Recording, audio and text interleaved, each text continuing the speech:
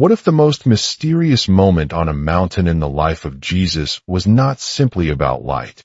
What if, for a few moments, 3 disciples saw something about Jesus that they were never supposed to forget? Matthew says his face shone like the sun. Mark says his clothes became dazzling white. Luke says the appearance of his face changed while he was praying. Then something even more extraordinary happened. Moses appeared, Elijah appeared, and a voice came from a cloud. But here is the question that has fascinated Christians for centuries. What really happened to Jesus on that mountain? Did Jesus literally become radiant? Was this a supernatural revelation? Or was the entire event simply symbolic? To understand what happened, we have to go back to the beginning. The story appears in Matthew chapter 17, Mark chapter 9, and Luke chapter 9. And all 3 accounts agree on the central event. Jesus takes 3 disciples with him: Peter, James, and John. They climb a high mountain. The Bible does not tell us exactly which mountain it was. Later Christian tradition associated the event with Mount Tabor. Others have proposed other locations. But the Gospel writers simply call it a high mountain. And that detail matters, because this story is not about a famous mountain. It is about what happened there. Jesus and the 3 disciples leave the crowds behind. Luke gives us a detail that Matthew and Mark emphasize less.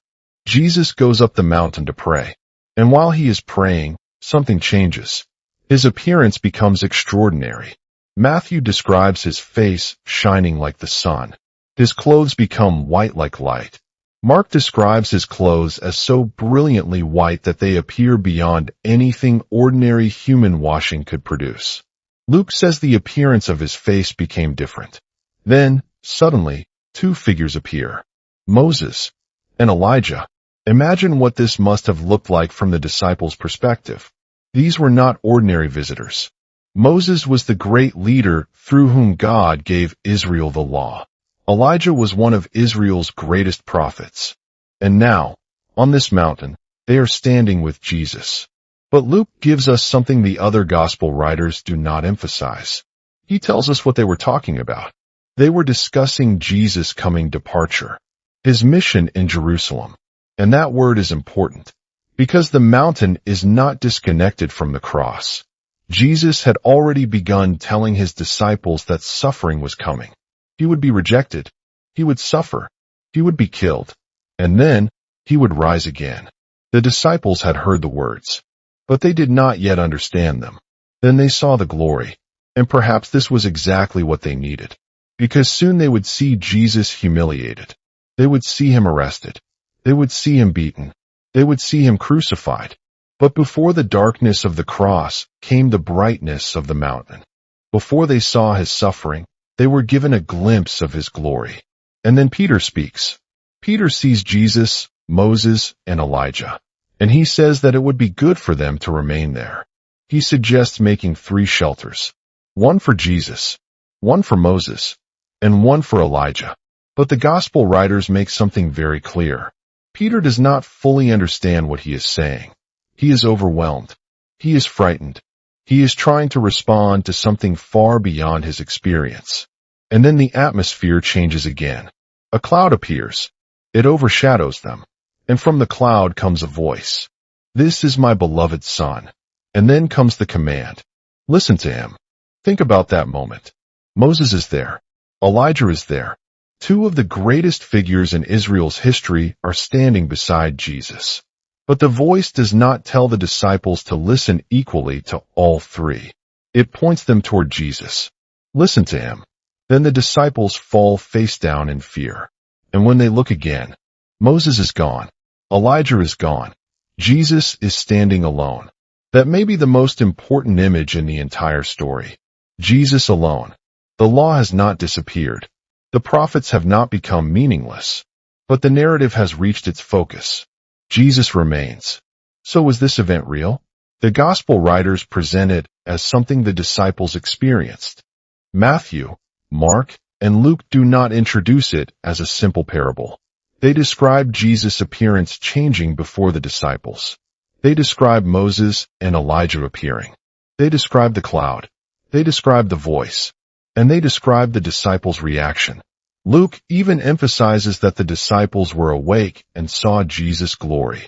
Matthew later records Jesus telling them not to reveal what they had seen until after the Son of Man had risen. Matthew uses the language of a vision, but that does not necessarily mean the event was imaginary. In the Bible, a vision can describe a genuine supernatural revelation. And there is another important piece of evidence. 2 Peter refers to the apostles witnessing Christ's majesty and hearing the divine voice on the holy mountain. There is a scholarly debate about the authorship of 2 Peter, so we should be careful about claiming that this conclusively proves the apostle Peter personally wrote it. But the text itself clearly presents the Transfiguration as eyewitness testimony. So perhaps the biggest mistake is to ask only, was it literal or symbolic? Because the biblical evidence suggests something more complicated. It can be both. The event is presented as real within the gospel narratives. And at the same time, almost every element of the scene carries theological meaning. The mountain, the cloud, the brightness, Moses, Elijah, the voice, even the timing. Everything points beyond itself. The mountain recalls the great mountain encounters between God and his people. Moses encountered divine glory on a mountain. Elijah encountered God in the mountain traditions of Israel. Now Jesus stands on a mountain surrounded by extraordinary glory. But there is an important difference. Moses reflects God's glory. Jesus is the one being revealed in glory. And then there is Moses and Elijah. Why them? The gospel does not explicitly say, Moses represents the law and Elijah represents the prophets. That is an interpretation, but it is a powerful one. Moses represents one of the greatest revelations of God to Israel. Elijah represents the prophetic tradition. Together, they stand beside Jesus. And yet, when the scene reaches its climax, they disappear. Jesus remains. That is not an accidental detail. The voice from heaven says, listen to him. The scene therefore becomes a declaration about Jesus' authority. But there is something else. Something easy to miss. The Transfiguration happens shortly before Jesus goes to Jerusalem. The mountain is glorious. Jerusalem will be painful. The mountain reveals glory. Jerusalem will reveal suffering. The disciples see Jesus shining. Soon they will see him hanging on a cross. And that may explain why the Transfiguration matters so much. The disciples are being prepared for the shock of the cross. They will need to remember that the suffering Jesus is still the glorious Jesus. The one who will be rejected is still God's Son. The one whose clothes will later be stripped away is the one whose clothes once became dazzling white. The one who will appear powerless before his enemies has just been revealed in glory before his disciples. The mountain does not cancel the cross. It prepares the disciples to understand it. And this is where the story becomes deeply personal. Because sometimes faith does not mean receiving glory without suffering. Sometimes the mountain comes before the valley. Sometimes God gives a glimpse of hope before allowing us to walk through something painful. Peter wanted to stay on the mountain, but Jesus and his disciples had to come down. There was still work to do. There was still Jerusalem.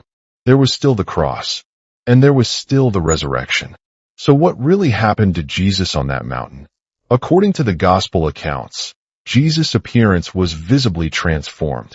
His face and clothing became extraordinarily radiant. The disciples witnessed something they understood as a revelation of his glory. Moses and Elijah appeared. A cloud overshadowed them. A divine voice identified Jesus as God's Son and commanded the disciples to listen to him.